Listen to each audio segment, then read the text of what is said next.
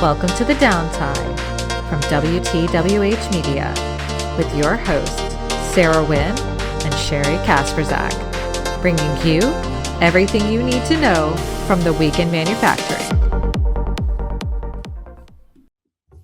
And welcome back to the Downtime. We are a weekly manufacturing podcast from WTWH Media representing two publications, that is Packaging OEM and Plant Engineering.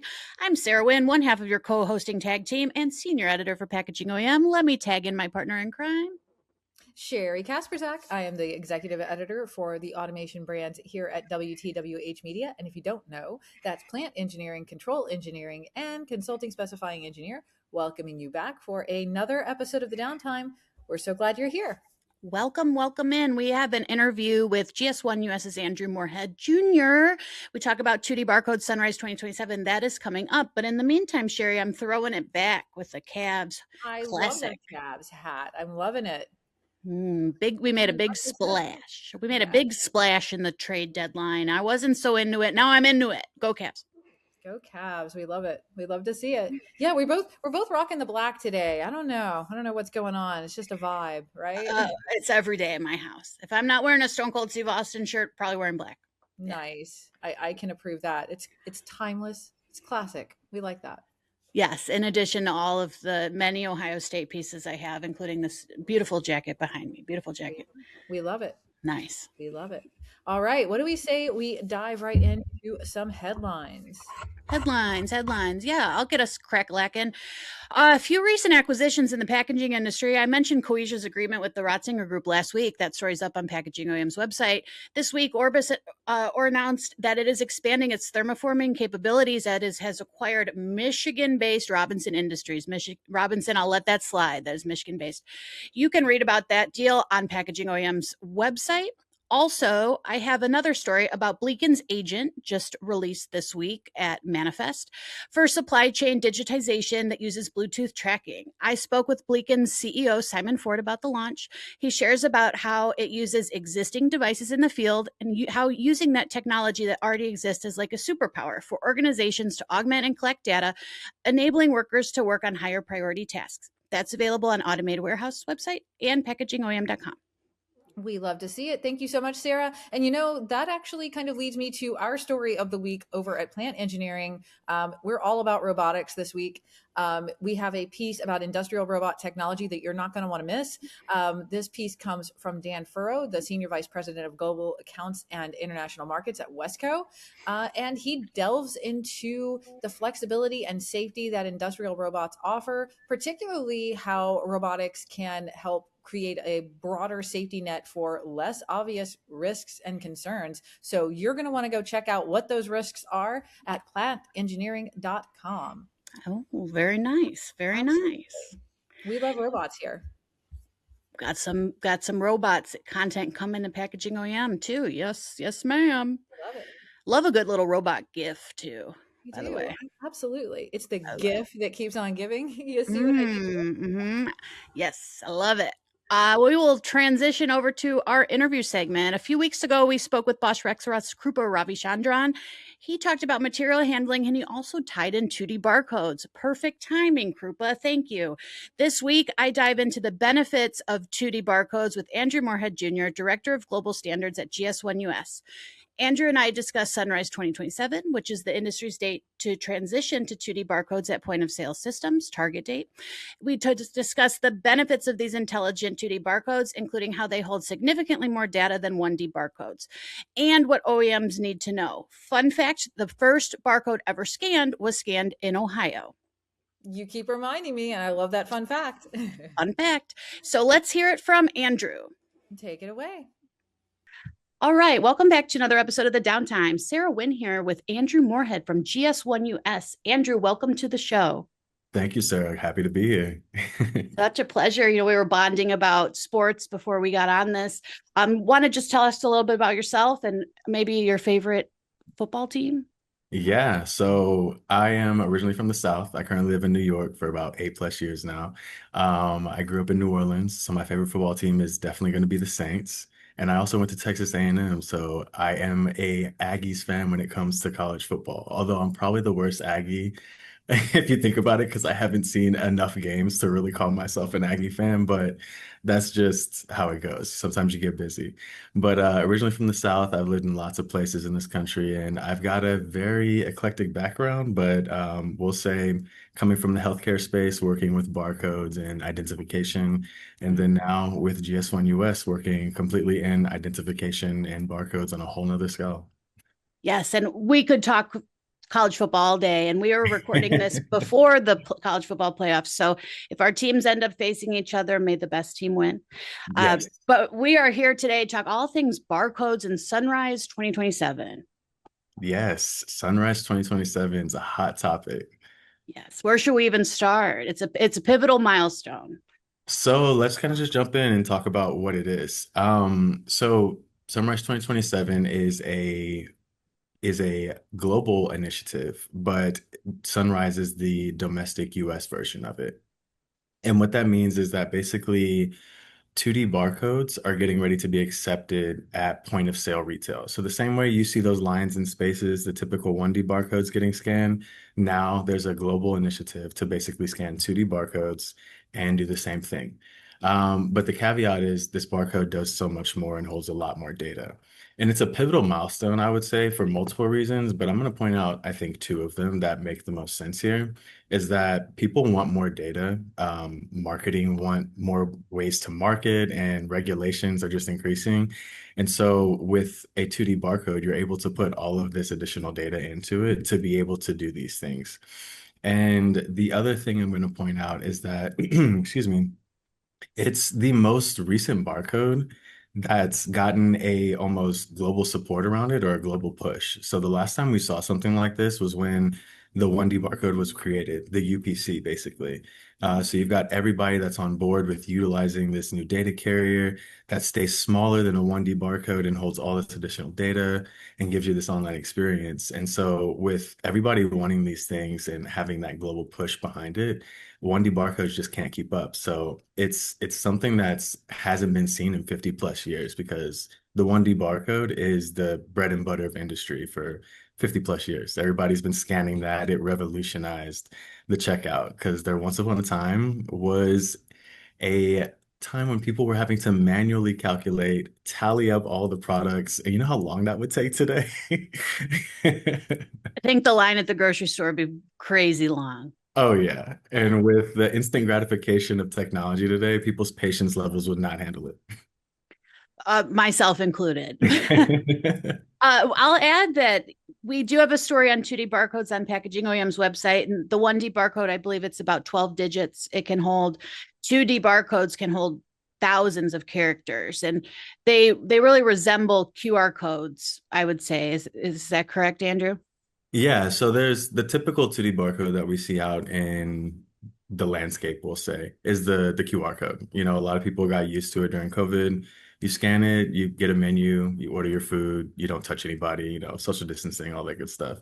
But there's two other barcodes that are going to be approved for use for Sunrise 2027 and GS1 standards.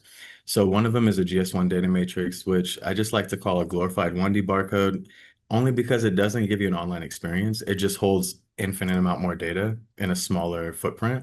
And then the other two, which is the QR code and the regular data matrix, those are your web-enabled 2D barcodes. So you'll be able to have that same 12-digit number, which is the UPC, inside of your 2D barcode, but then you'll have additional data points to further identify that specific item, and then still be able to go to an online experience, whatever that may be. Yeah, that online experience is interesting. It's that kind of dynamic content. I know allergens could live here, or even recipes. There's a lot of avenues to explore.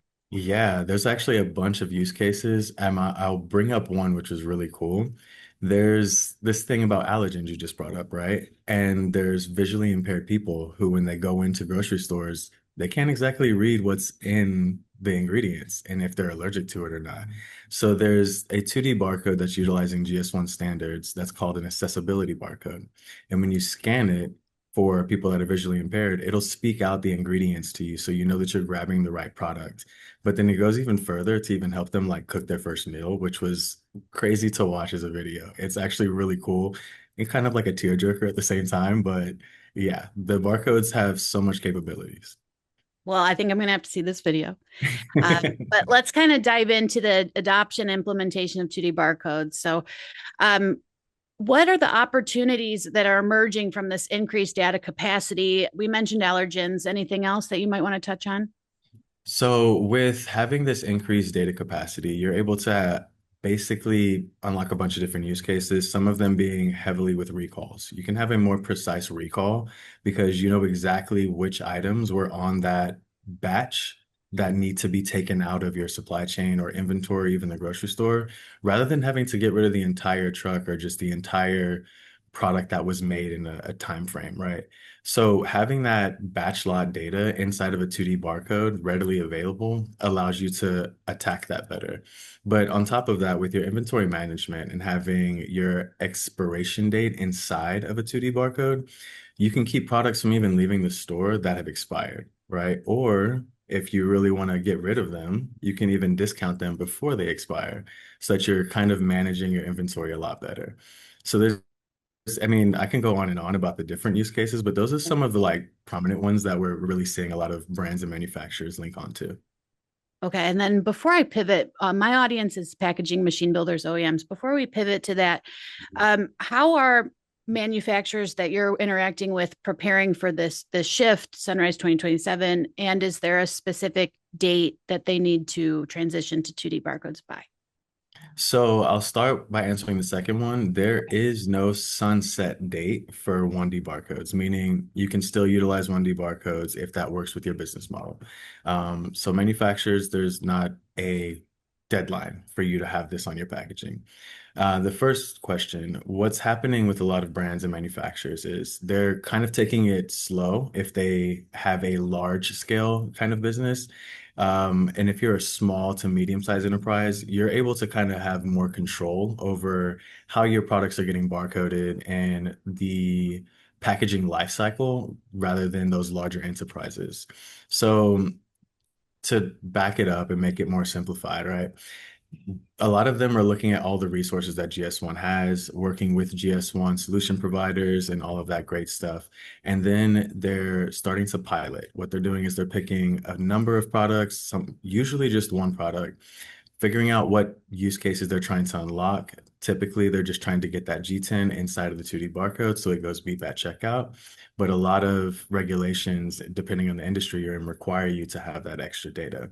So they're looking at putting that into the 2D barcode so they can meet regulations. And they're piloting that one product through the supply chain, making sure that it doesn't break anything. That way, once they decide to roll it out, it's kind of a seamless transition.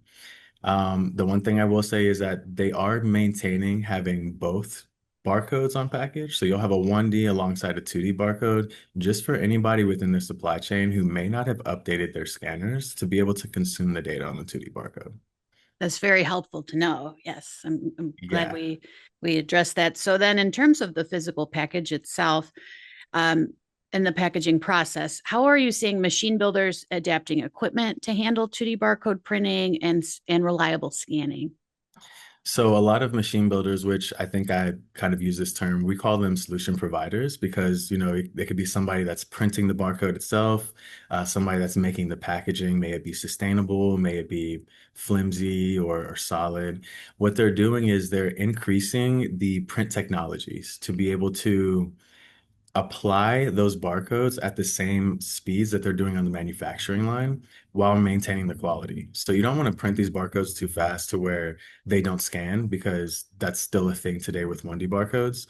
And although 2D barcodes have this beautiful thing called error correction, right? It'll be able to still recreate the data that's on it, even if it's damaged. You don't want to you don't want to dilute the quality by going too fast. So what they're doing is they're updating their machines to be able to print these barcodes at quality onto the different types of packaging that whatever that may be. And then you have the scanners, right? The scanners that are already image-based and 2D capable, they're making sure that they're able to be quickly updated just to start consuming that data. And for those that don't have 2D image-based scanners, they're kind of changing out that equipment.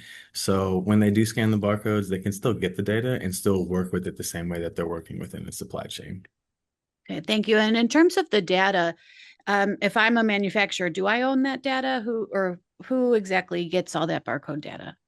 So that's a loaded question, I would say, only Okay. because sometimes between partnerships with businesses, there may be a certain person that owns a portion of the data.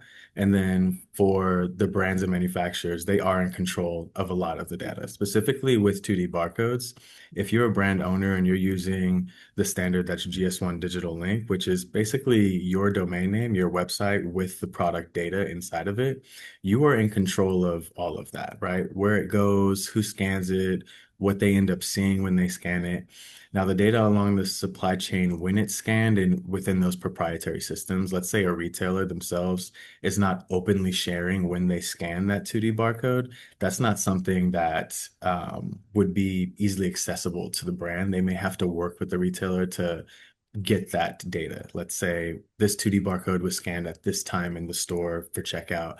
That's something that would have to be agreed upon for sharing Mhm. if it's not already open source or open data between them already. So it's kind of a mixed bag, I would say. Yeah, I appreciate you answering that one. Um, any specific challenges in integrating dynamic or variable data into 2D barcodes on production lines? Yeah, I would say the main challenge would be you can't really preprint these labels with your dynamic data. And your dynamic data is just data that is not going to be the same. So with your 1D barcodes, you have your G10 that's identifying the product, which is just your UPC barcode. That's always going to be the same on that same product. So you can preprint those labels, slap them on the product as they're being manufactured.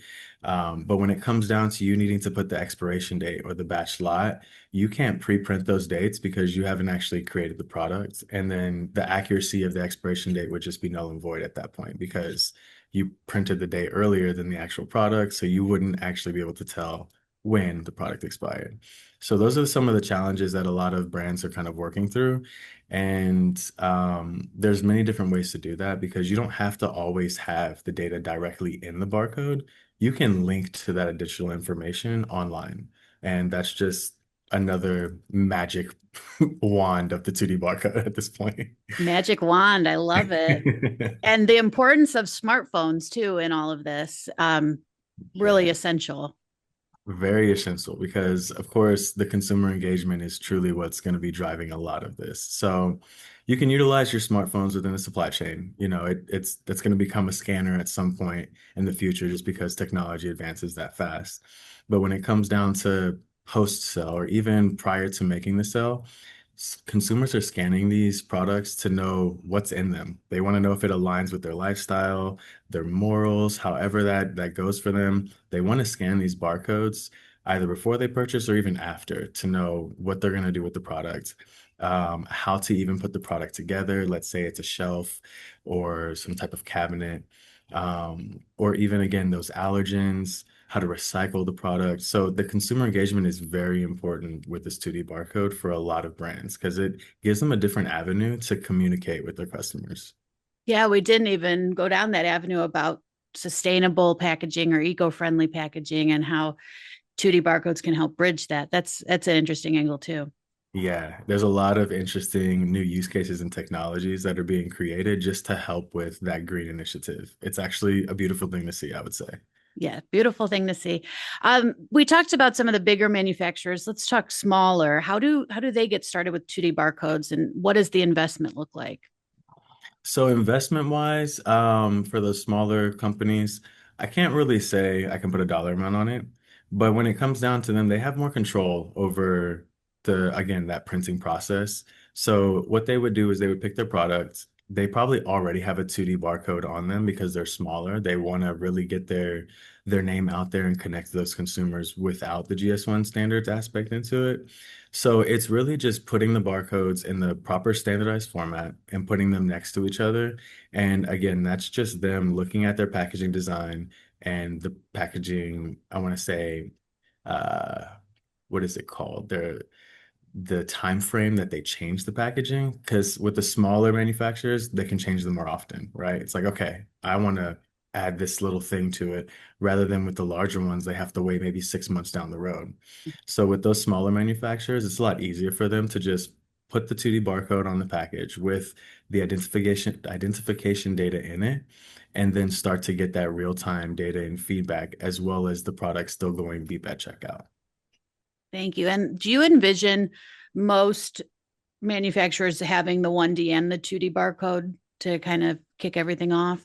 Yes. So there is going to be a somewhat mandatory migrational period where you have to have them dual marked, which is basically having a 1D barcode in close proximity to the 2D barcode that's going to also have that G10. And the main purpose for this is that you don't get double scans. So you wouldn't want to go to a grocery store, self-checkout, and you scan one product, but it actually scans twice because the barcodes are too far apart. Mhm. Because then you have to call somebody to basically remove that second scan, and that slows down your process of just getting out of the store. Mhm. So making sure those barcodes are close enough prevents the double scans to where business as usual can have them. And then I have a few future facing questions, but before we move to that, anything else you may want to add about the Sunrise 2027 and 2D barcodes in terms of packaging machine builders? Packaging and machine builders, we do have a discussion group.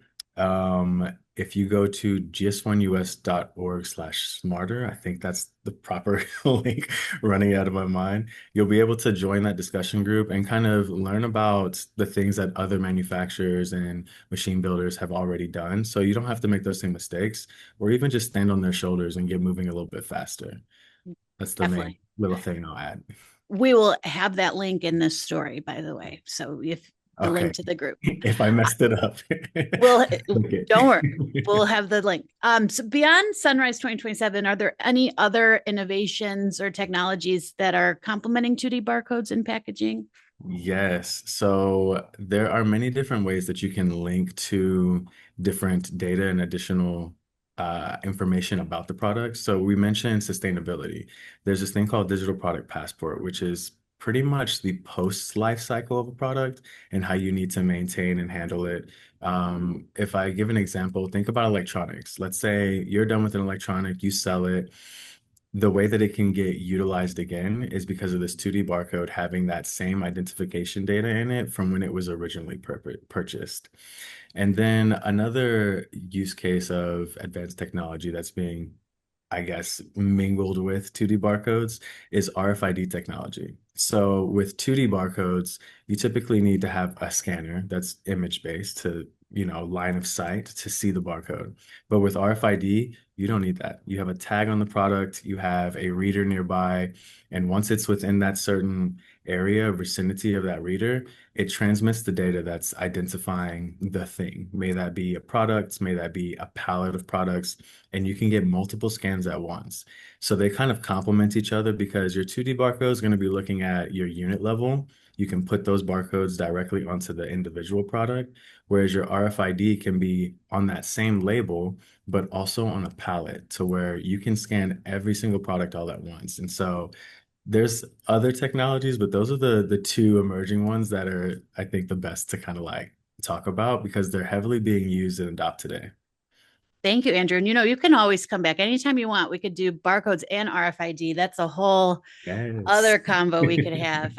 But I will be respectful of your time for today. So looking forward to 2030, 5 years, 6 years down the road, how might 2D barcodes and digital packaging reshape the way consumers, brands, and machine builders all interact? So down the road, the idea is to no longer have that migrational period. You're going to have one barcode on your packages that can just do everything. It can help you have visibility throughout your entire supply chain from the time it was manufactured all the way to the time it gets to the retailer.